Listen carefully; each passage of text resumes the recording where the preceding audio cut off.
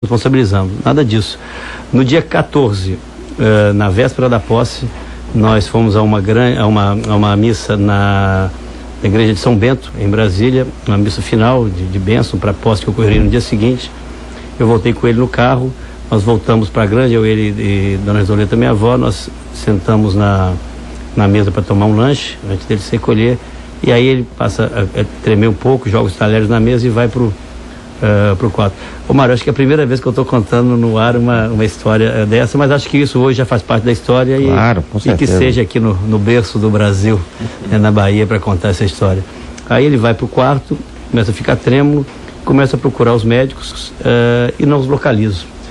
Eles estavam tão tranquilos ou mal informados, enfim, em relação à questão do Tancredo, que eu demorei mais de uma hora para localizar esses médicos. Eles estavam na casa de um deputado, outro de um senador, já comemorando, que Brasília estava, em ebulição, porque na posse do presidente Tancredo, naquela época, as pessoas estão chegando em Brasília, e aí demorei uma hora e pouco até que os médicos chegam na Granja. Nesse ínterim, nessa uma hora, chega o ministro Zé Hugo Castelo Branco com os atos que o Tancredo precisaria assinar de nomeação do Ministério e que deveriam estar publicados no dia 15, no dia da posse. Ele na mesa, eu só comuniquei, ó meu avô, o Zé Hugo tá aí, eu tô mandando ele embora, que naquela hora para mim não era presidente, não era o meu avô, que estava ali, aquela situação. Aí naquele instante eu digo a ele, o Zé Hugo tá ali na sala com os atos, tô mandando ele embora. Aí ele fala, com muita raiva assim no momento, o cara fala, manda o Zé Hugo embora, mas traga os atos. Eu preciso assinar esses atos. Eu não sei o que vai acontecer comigo daqui por diante. Ele achava então que no momento em que ele assinasse os atos de nomeação do Ministério, ele criava um fato consumado, enfim, que impediria uma eventualidade de retrocesso. Porque não sei em que nível, Mário, mas naquela época existiam informações de todos os lados, de que poderia haver um grupo ainda resistente à transição, como depois, mais para frente, talvez eu chegue nesse episódio, ou houve algum momento de alguma resistência à posse de Sarney. Tancredo achava que o Figueiredo não daria a posse ao presidente Sarney, que eles estavam rompidos, e aquilo poderia significar, ser um motivo para que se colocassem resistências à consolidação da transição. Então naquele ele fez questão de assinar. Naquele instante eu vou lá, pego os atos, ele assina os atos de nomeação do Ministério, inclusive com 3 baianos na época, que era o senador Antônio Carlos Magalhães nas comunicações, o ministro Valdir Pires na Previdência Social, e o Carlos Santana da saúde. Na saúde. Você vê como é que Tancredo já tinha um carinho especial com a Bahia. Foi o estado que teve mais ministros. Quando os mineiros chegavam lá, mas só um parênteses aqui, mas Minas no Ministério, ele falou assim, Minas, Ministério, Minas tem o presidente, não precisa de ministério, não. Mas assinou os atos todos, inclusive nomeou no seu gabinete particular, me nomeou ali seu secretário particular. É a coisa que eu guardo hoje com muito carinho, muita emoção. Guardei esses atos, mandei esses atos à publicação, chegam os médicos, e eu já tinha, há 4 ou 5 dias, um avião da Líder Táxi Aéreo, que eu tinha pedido ao comandante Zé Afonso, que é o dono da Líder, que é lá de Minas Gerais, que deixasse um avião, não dizia para que era, falava que era uma emergência que se nós precisássemos, para mim mesmo, um avião parado no aeroporto de Brasília, em condições de decolar com com aviso de meia hora de antecedência. Chegam os médicos lá, Tancredo trêmulo na câmara, eles o examinam, saem na antessala, estava apenas nesse momento os médicos, eu e minha avó, Dona Resoleta, e ele diz, eu tenho que sofrer a cirurgia, agora temos que ir imediatamente para o hospital de base. O hospital de base é o hospital público de Brasília, com uma fama que já não era das melhores. Aí eu digo a ele, doutor Pinheiro, que era o cirurgião, eu tenho um avião pronto aqui para decolar para São Paulo e levá-lo daqui a meia hora, 40 minutos. Eu tenho de aprontá-lo, que eu já preparo o avião. Ele me disse algo que ficou muito marcado para nós todos.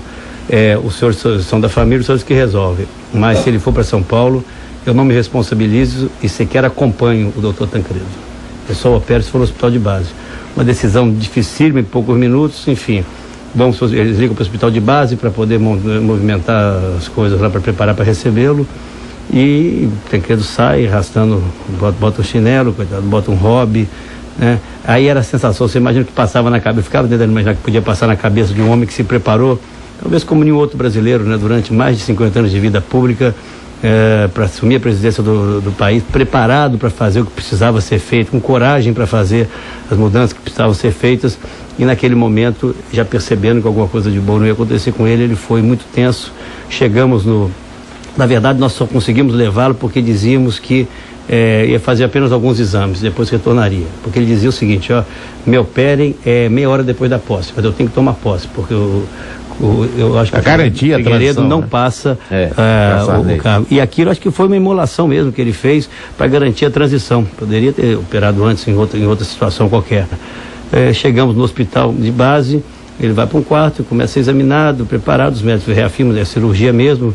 Fomos eu e o Dornelles, que hoje é senador Dornelles, para dizer a ele que ele ia sofreu cirurgia, ele ainda muito bravo, então, muito, enfim, decepcionado, mas aceitou ir. Nessa hora começou um grande circo que se transformou o hospital de base, quando a notícia que Tancredo estava no hospital correu, e a notícia corre, as pessoas começaram a ir para o hospital de base, as pessoas foram levar o Tancredo de maca para o centro cirúrgico, erraram de andar, ao ponto de passar um sujeito levantar o lençol que estava cobrindo o rosto do Tancredo, uma coisa inacreditável.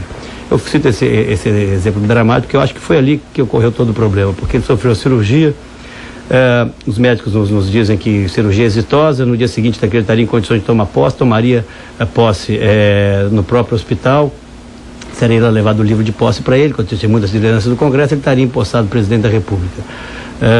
Isso, 2, 3 horas da manhã, eu aviso a imprensa, convoco a imprensa, aviso muito bem sucedida a operação, Tancredo toma posse amanhã de manhã e está tudo resolvido. Tancredo, 7 horas da manhã, os médicos fazem com que ele saia da cama, ele dá uma primeira caminhada, ainda escorando no meu braço, para e fala, estourou tudo. Os pontos da operação romperam, ele volta para a cama e dali para frente foram só operações sucessivas, aí o levamos para São Paulo, sofreu mais 5 cirurgias em São Paulo, porque havia mais uma em Brasília, foram 2 em Brasília, mais 5 em São Paulo. Aí nós fomos descobrir com o tempo que mais de 40 pessoas tiveram acesso à sala cirúrgica, os médicos foram condenados pelo Conselho Regional de Medicina. Na verdade, Mário, é o seguinte, se Tancredo fosse um cidadão comum, teria salvo. Porque era o presidente, houve ali, acho que os médicos cederam aquela coisa de Brasília, as influências de Brasília, e a partir dali o procedimento foi equivocado, falam dos fios da cirurgia não eram os adequados, e em Brasília ele resistiu loucamente, foram 7 cirurgias, né, quase que uma via crucis mesmo, né, 7 vezes, e ele até o final resistindo. Olha, ele ficou 36 dias internado, até o 32º dia ele estava consciente. E nós ali na UTI com ele, enfim, uma solidariedade do Brasil que jamais se viu, né, e depois manifestada na própria cerimônia, né, de sepultamento dele. E a última frase que eu me lembro que ele me disse, nessa hora eu estava com a minha mãe ao lado, que é a filha mais velha dele, na UTI, ele disse, eu não merecia isso. Foi a última frase que eu me lembro do Tancredo. No dia seguinte ele já não estava consciente, mas ficou mais 4 dias inconsciente e faleceu. O Brasil perdeu a grande oportunidade de ter um presidente da dimensão do Brasil, né, e dos problemas do Brasil. Mas enfim, coisas do destino, e cabe aí, acho que a todos nós, né, olharmos para trás pelos exemplos que ele nos deixou e tantos outros brasileiros nos deixaram e construir um futuro que ainda não está construído, Mário.